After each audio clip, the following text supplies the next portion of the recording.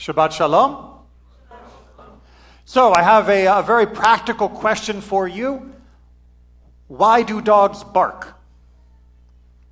Under what circumstances do dogs bark? Anybody here have a dog? That's what I thought. I figured we'd have a pretty good chance of a dog representation here. It's pretty unusual to have a room with this many people and no dog owners, or should I say dog guardians. What makes a dog bark?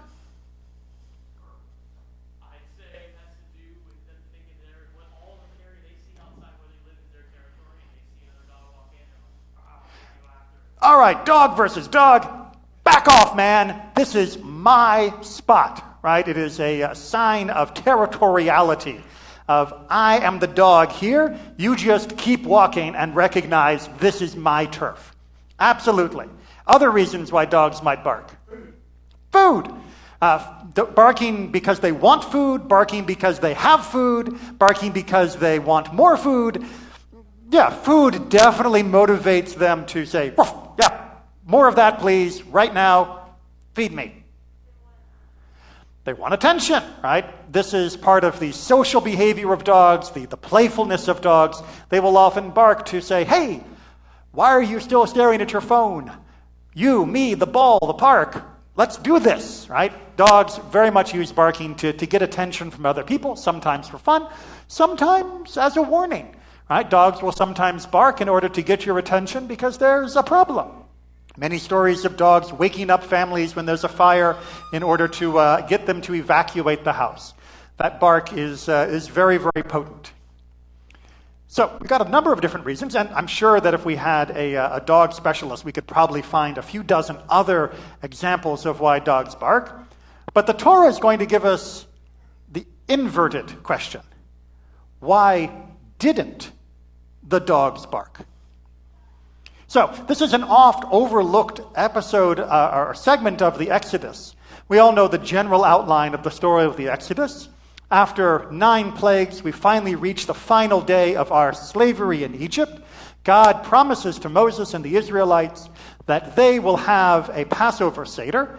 They will take the lamb, they will slaughter it, there will be blood on their doors, they will stay inside celebrating their first taste of freedom even while still in Egypt, while the angel of death is abroad. And it will go through the other homes of the Egyptians, killing the firstborn throughout the land of Egypt. And indeed, there was a great wailing, a great crying that went up from Egypt because every house was affected by this terrible plague. Now that stands out, and we still reenact, of course, much of this by having our yearly Seders. But the Torah says in one tiny little verse, and by the way, in the Jewish neighborhoods during all of this going on, the dogs aren't going to bark. It's like, wait a minute. We've got angel of death moving around. We've got liberation from hundreds of years of captivity, of bondage, of slavery. And you think we care about whether the dogs are barking? How is this relevant to the grand painting of this episode that will go down as one of the most momentum events in human history of whether or not there was a dog with its mouth open or its mouth closed? Well, like often happens when you come across a passage that is a little confusing in the Torah of its relevance or importance, you get pages and pages of commentary. Because after all, the Torah wouldn't have included it if it didn't matter.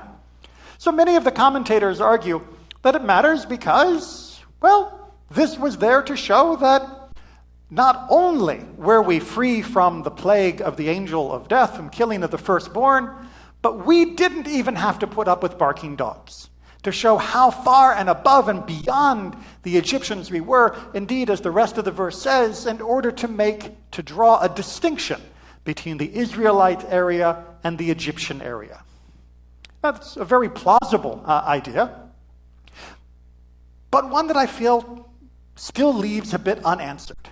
And so if you will indulge me, I would like to get us to look at it from a slightly different angle.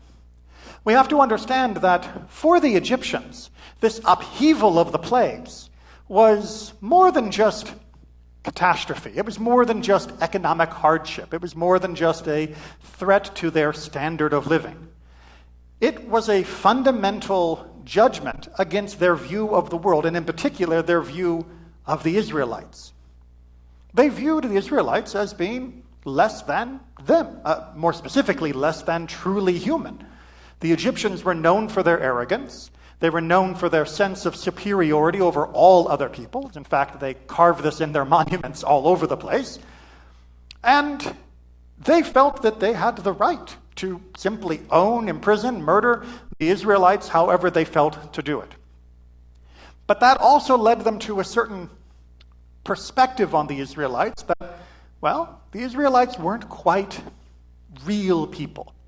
Now think, if you will, if you are an Egyptian, and you are, as the Torah describing it, reduced to maniacal wails of grief as you realize that you have lost your firstborn, your neighbor lost their firstborn, your other neighbor lost their firstborn, everybody is suffering and crying, and yet the Israelites are not crying. Now you have two options if you are an arrogant, self-centered, egotistical, and dehumanizing Egyptian.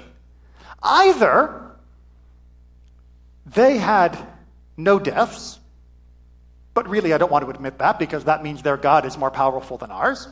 Or they had deaths too in the privacy of their home, this being the first truly private plague in all of the 10. And they're just not crying because they don't care. Because you know those Israelites, they don't value life the way we do. Right? They don't care about each other the way we Egyptians care about each other. Those Israelites, they're basically animals. They live like pigs. Have you seen the squalor of their settlements? These slaves are dirty, filthy, terrible, and they don't even cry for their dead. But, say our ancestors, there was one telltale sign that would prevent them from having that conclusion. The dogs. Because in ancient folk wisdom, and indeed even today in many modern medical settings, it turns out that dogs are pretty good at noticing death, both when death is about to come and when death has happened. And dogs will often let off a bark or a wail at the presence of the dead or at the coming of death to a person who is near. The Israelites might not have been crying, but the Egyptians had to contend that if there was death among the Israelites, the dogs at least would have been barking. As the Egyptians sat with their grief and their dead, and they looked judgmentally at the Israelites, and they heard the silence of the dogs, they were forced to recognize that that first option was the true one, that their gods were no gods, that the Israelite God was a God, and that the Israelites were not suffering during this plague, and that the Egyptians could have avoided this suffering had they merely treated the Israelites with dignity and humanity and allowed them to leave in freedom and to go out into liberty. And so the Egyptians do. This is the straw that broke the proverbial camel's back, and the Egyptians let us go. But I want you to notice one additional facet. I know I said there were two sides, but there's always at least three in Judaism. Which is that when we wrote down the story of this, we did not dehumanize them the way they dehumanized us. For how do we describe the Egyptians when they see their dead? As crying, as weeping, as a great wail going up across the entire country. We do not say that the Egyptians didn't care. We don't say that the Egyptians were unfeeling. We know that they were hurt, that they were devastated by the loss that they had, even as they stubbornly walked towards it time and time again during the course of the year of the 10 plagues that led to this, the first death and the only death that was connected to them.